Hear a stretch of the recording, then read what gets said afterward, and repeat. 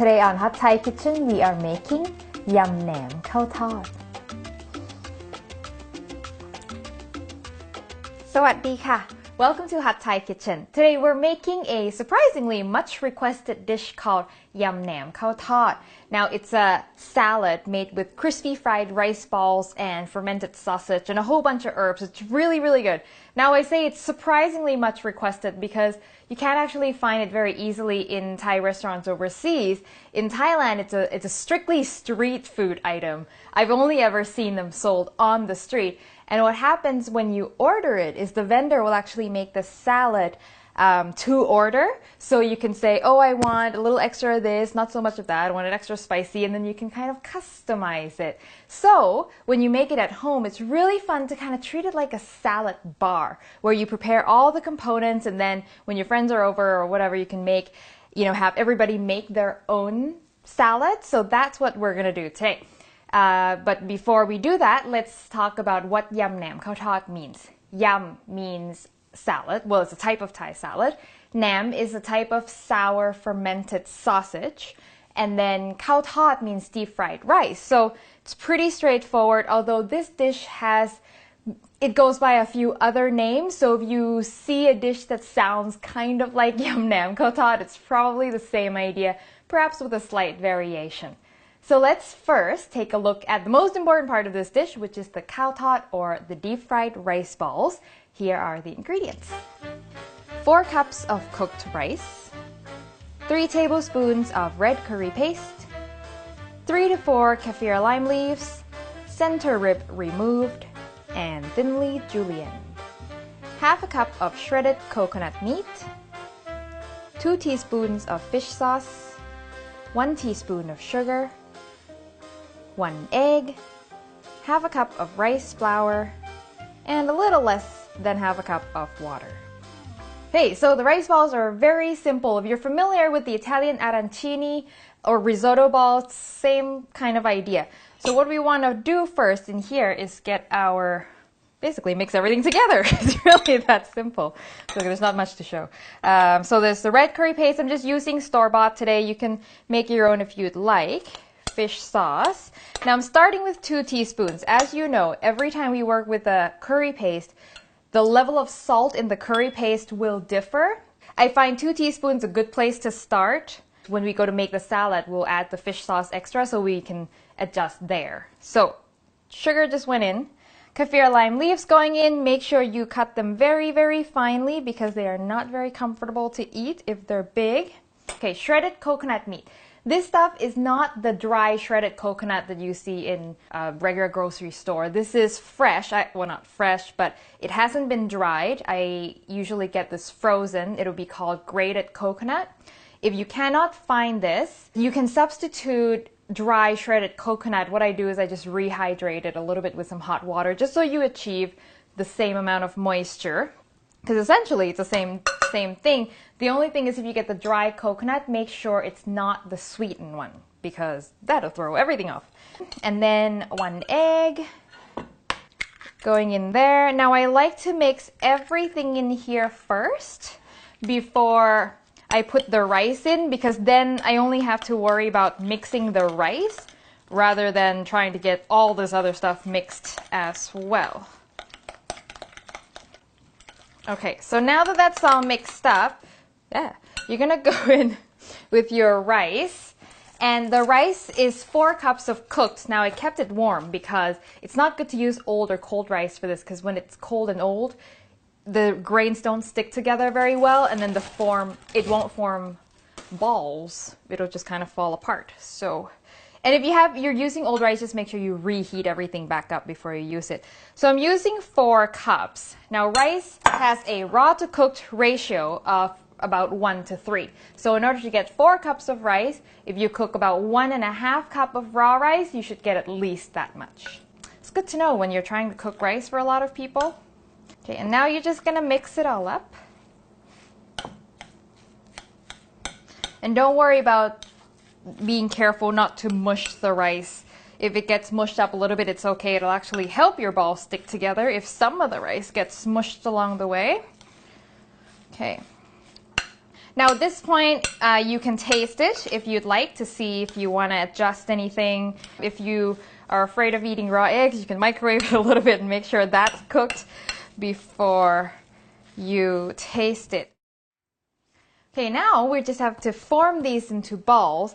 Now, you can do this with bare hands if your hands are clean, but remember this is spicy, so if you're going to do it with bare hands, just be careful where you put them afterwards. So I don't have any gloves on me, so I'm just going to use these plastic bags that I brought from Thailand. If you've been to Thailand, you know they sell food and they put them in here.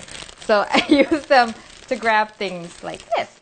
They're usually round, and they're about, I guess, the size of a plum, roughly. You can make them round, which will take a little more effort, but it's going to be more quote-unquote authentic because that's how they're sold on the street. Okay, that's not very round, but you get the idea.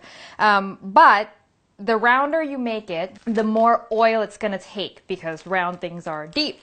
So if you want to use less oil, you can do kind of pucks. You can make it bigger or smaller. It's not that big of a deal. The only thing you need to be aware of is the bigger they are, the less crispy bits you're going to have because we're going to fry these and the outside will be crispy and the inside will be soft.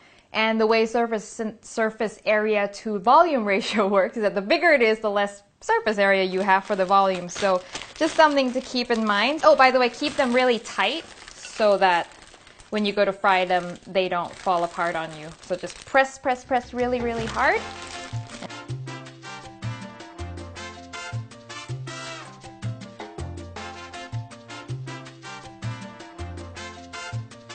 So we're going to fry our rice balls now. So I'm going to make a batter of just simply rice flour and slightly less water. Now the batter isn't absolutely necessary. It's actually optional whether you want to do it or not. Sometimes if I get lazy, I don't bother with it. There is one benefit to having a batter, and that is if you fry the rice balls without the batter, if you've got any sort of bits of rice that's sticking up that's not completely flushed with the surface, it'll get very fried and then that bit is going to get so crunchy that it's almost hard and a bit uncomfortable to eat. So when you dip it in the batter will sort of form a protective layer and prevent that from happening, and that'll even out any unsmoothness, any dips and valleys. If you're going to skip the batter, just make sure you smooth out the rice really well before you go to fry them. So the consistency will be quite thin. We don't want any sort of, it's not tempura. Just a little bit of coating. It should almost be invisible when you go to finish it in the end. Yeah, that's good. So oil is going to be at 350 as per usual. I forgot my thermometer today, so what I usually do is I just throw in bits of rice in there, and if it starts bubbling right away, then I'm around that ballpark figure. So I'm gonna go in with this one, and if I dip it and then immediately it's not bubbling, then I can quickly take it out. It's not a big deal. It's a bit low right now, but I'm gonna let it go anyway, and then wait a bit before I put in my next one. It's not bad. It's a bit on the low side. It's not as excited as I wanted it to be. So these are going to take about 8 minutes. So they take a long time. There's nothing really for you to cook other than perhaps the eggs, but that doesn't take very long. But you're really going for getting a nice golden crispy outside.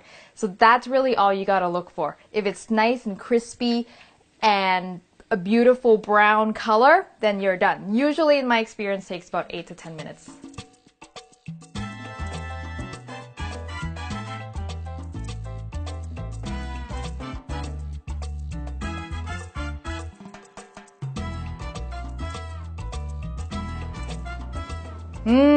They smell so good. Okay, so these are our beautifully fried rice balls, or cow tot. Just wanted to point out the differences between the ones that I battered and the ones that I didn't.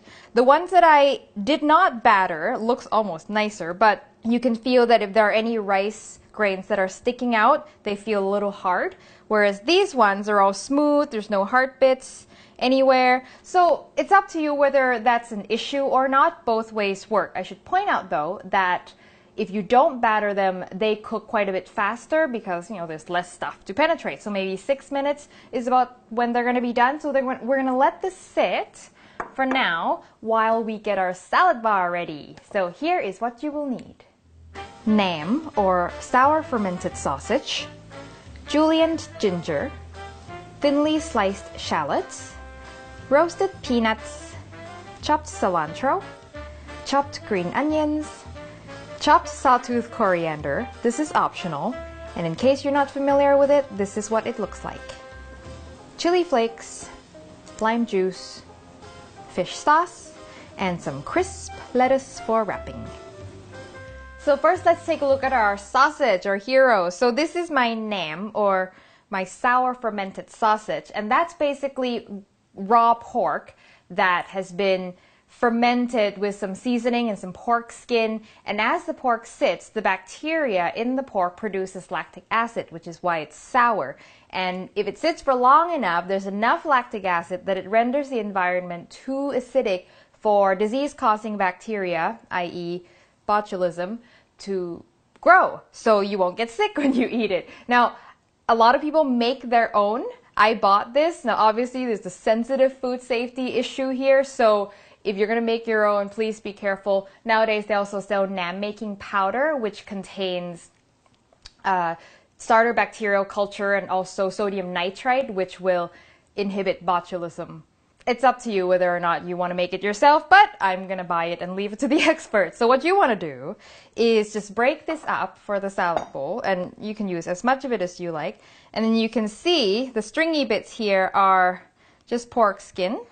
You can also just chop it, but it looks a little more rustic if you mangle it up. Obviously, you can have as much or as little of this stuff as you like. I'm just going to do this for now, and I'll deal with the other one later. All right, let's mix everything together. So you want to first start out with rice balls. Just a couple is good. And then I'm going to smash it. I know you're thinking, oh, that work.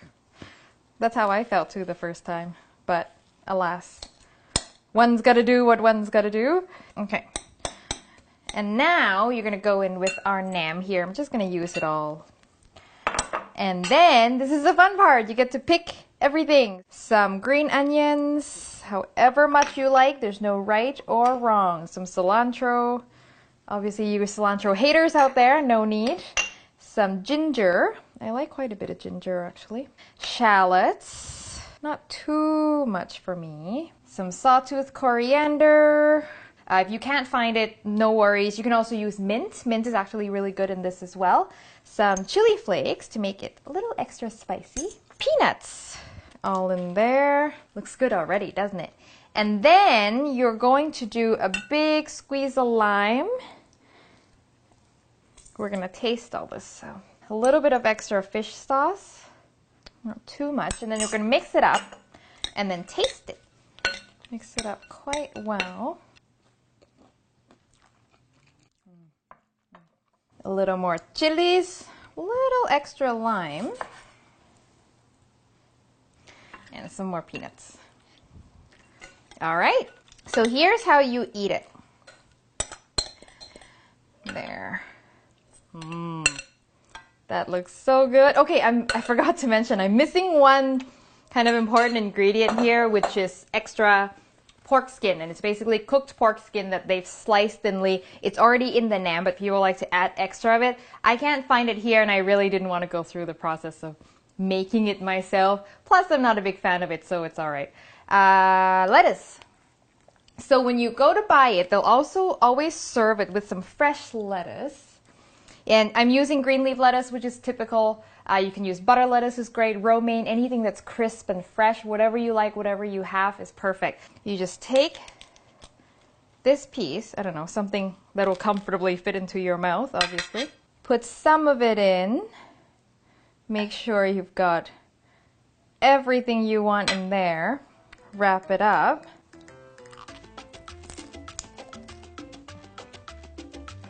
That was really good. I mean, it's sour and salty and fresh and crunchy and munchy with all the nuts in there. And you know what's even better? You have to try this. Make enough so you have a leftover for tomorrow morning. Heat it up a little bit. Fry a nice egg. If you like over easy, that's even better. Put the egg on top. Mix the whole thing up. It makes the best breakfast. So that's all for today. If you want the recipe for this dish, you can visit hotthaikitchen.com. If you enjoy the show, please click to subscribe, and I will see you next time for your next delicious Thai meal.